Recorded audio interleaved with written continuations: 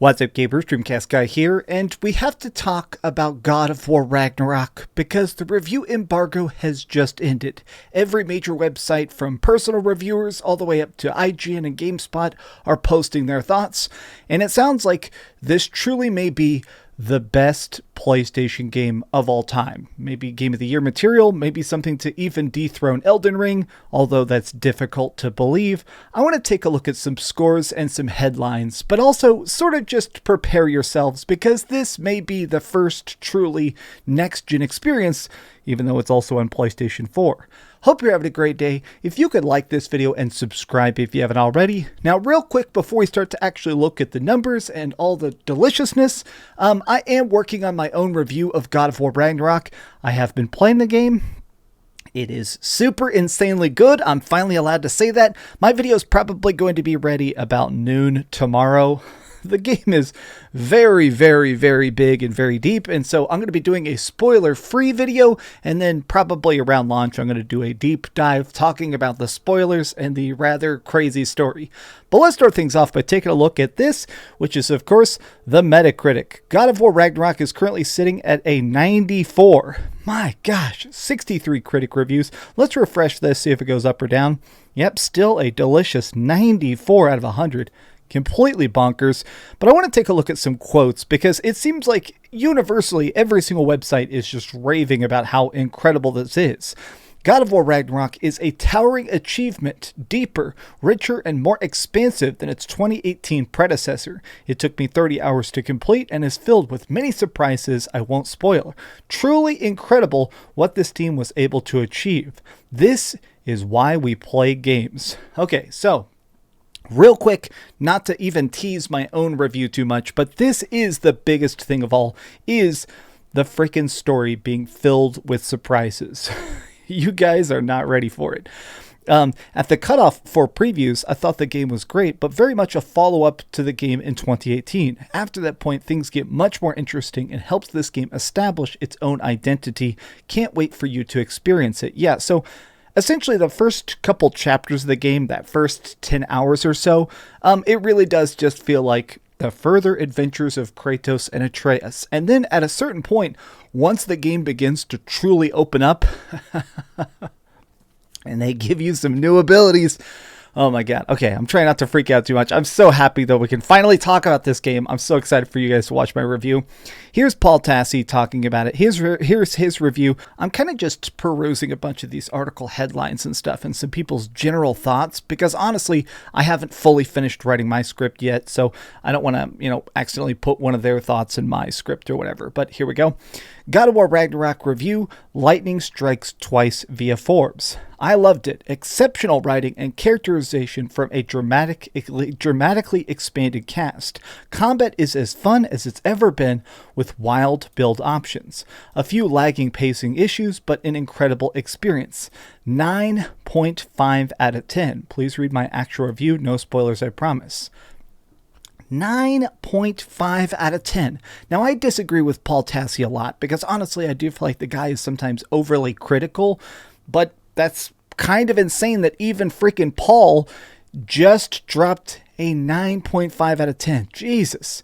Skillup, of course, dropping his super long deep dive review, says God of War Ragnarok concludes the epic Kratos and Atreus so masterfully that it not only stands on its own as an extraordinary experience, but it imbues every prior step in that journey with a new timeless significance. Now, this is something you're going to hear people talk about, is that this is the kind of game that you're going to want to play twice, and you're going to want to go back to the original game again. There is such a beautiful build. The same way that playing God of War 2018 multiple times feels good because you watch Atreus and Kratos slowly figure out how to be a father and son, how to be gods together. Oh, God.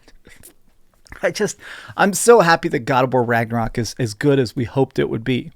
God of War Ragnarok is a once-in-a-generation game. It doesn't just live up to its high expectations, but it subverts them and expands beyond all the same. It will be hard for anything to live up to the same heights. Now, this is an interesting quote because it feels like they're saying not only is this a fantastic PS4, PS5 game, but also additionally, when's the next time we're going to get a game this big? I loved Horizon Forbidden West, but in my video I talked about the fact that Forbidden West does not hit the storyline heights of Zero Dawn. Ragnarok surpasses God of War 2018. From heart, from soul, from writing, from freaking voice acting, from combat. It's crazy that a game that made me love God of War, a franchise that typically I did not like, Ragnarok is even better, baby. Here we go. Video Game Chronicle. They just have a great headline here. God of War Ragnarok is one of the best PlayStation games ever. 5 out of 5 stars. Oh my God. Fucking this guy, he had to change his name. This guy used to be called Xbox University. He's so mad. Oh, sorry. Some of these Xbox people having very bad days all of a sudden. Gene Park says, God of War Ragnarok is my favorite story of 2022. It starts slow but ends with a magnificent flourish. It's the rare story that's even better the second time around, and this has the best combat and puzzles the series has ever seen. God of War Ragnarok has finally dethroned The Witcher 3 with the best side quest I've played in an adventure game.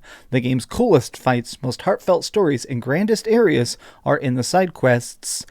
Do not skip them. Gene Park, obviously the king of freaking video games. Obviously, I respect his opinion endlessly. This is epic. This is ridiculous.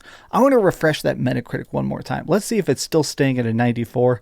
It is. I mean, I'm still just kind of shocked about the fact that, like, a 94 has got to be in the records of one of the highest games of all time.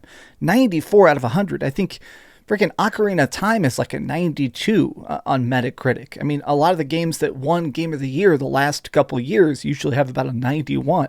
Now, I do expect this score to go down a tiny bit. Typically what happens is that once a game goes live, it starts to get way more of the tiny publications that are established on Metacritic as well. And then once they start getting more like 8.5s out of 10 and stuff like that, that's when it's going to probably drop down. I do think this is going to probably settle still around a 91, which is bonkers. Oh man, look at this.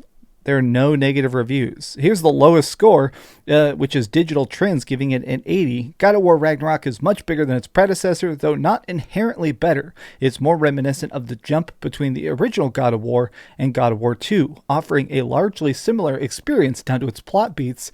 I heavily disagree on this. I would love to talk to this guy. The larger scope makes for a messier story that loses some of the previous game's intimacy. Now, I know what he's referring to. There is a lot of characters in this game, and I think that's what he's referring to. But the trade-off is even sharper combat that further establishes the franchise as the god of action games.